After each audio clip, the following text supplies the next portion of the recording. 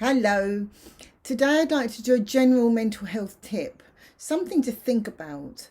So, is that you're an introvert or an extrovert or somewhere in between? Because this does make a difference when we're talking about our mental health.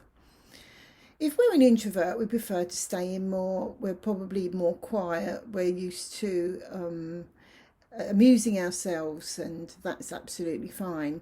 Extroverts tend to prefer being around other people. They tend to be a little bit more loud or more talkative, more sociable. So either is absolutely fine, and let's face it, we need all extremes and everything in between in the world in order to make good groups of people, good tribes, and for everybody to get on. If everybody was the same, it would not only be boring, but we'd probably be having arguments and not getting on as well. So that's my cat meowing. So thinking about whether you're an introvert, an extrovert, or somewhere in between. So how does that affect our mental health? Now, if we're suffering with depression, anxiety, or other mental health disorders, then, or we're having an anxious time or a low mood, then it will also depend on whether we're introvert, extrovert, as to how that affects us.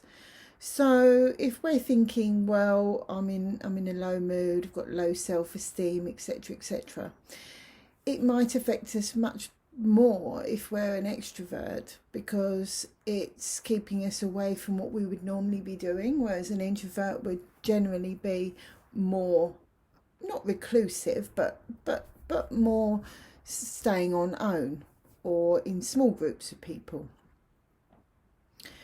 The same goes with anxiety. So if we have anxiety, we might not want to socialise as much, and this will have an effect whether we're introvert or extrovert as to how we view that effect, how we view that symptom having an effect on us. So I want you just to think about today whether you're introvert, extrovert, and also it's to do with the labels. Now, if we are introvert, then that's fine. That's absolutely fine. We can just be introvert. We don't have to expect ourselves to be the life and soul of the party like others. We don't have to, think about the differences between us and a more bubbly person, a more loud person, and vice versa. Extroverts don't need to compare themselves to introverted behaviours. Why can't I be on my own? Why can't I this and that? So if we actually know that we're an introvert, extrovert, or somewhere in between, we don't have to keep comparing with others as to how we are. We can just be, because it's very important that we are individual. We view ourselves as individuals. There's only one of us. There's only one made totally like us. And that's a real brilliant thing. So think about today your individuality, whether you're introvert, extrovert, and that it's absolutely fine to be you, whatever that means. So if you like this video, please click the like button.